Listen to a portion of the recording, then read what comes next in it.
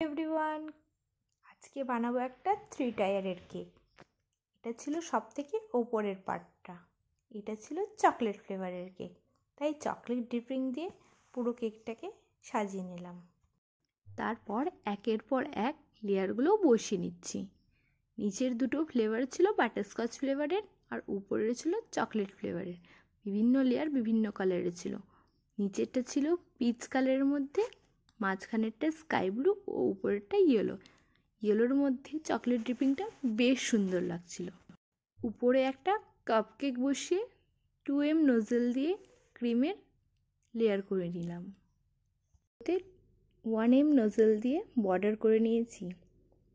তারপরে উপরে কিছু চকলেট টপার ইউজ করছি এবং মাঝখানের দিকে কিছু চকলেট টপারও বসিয়ে নিচ্ছি, ফাঁকা ফাঁকা যাতে না লাগে।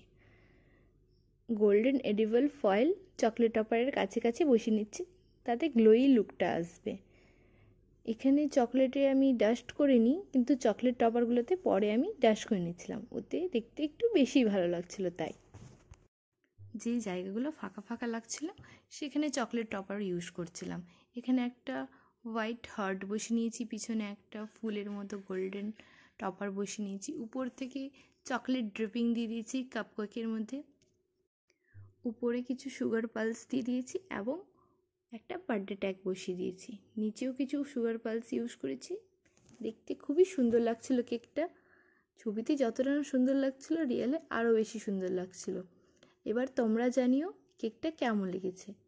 ভালো লাগলে লাইক, শেয়ার, কমেন্ট করো। চ্যানেলে নতুন থাকলে সাবস্ক্রাইব করে নিও। আজকের মতো এতটুকুই, দেখা হচ্ছে পরে নেক্সট ভিডিওতে। টাটা।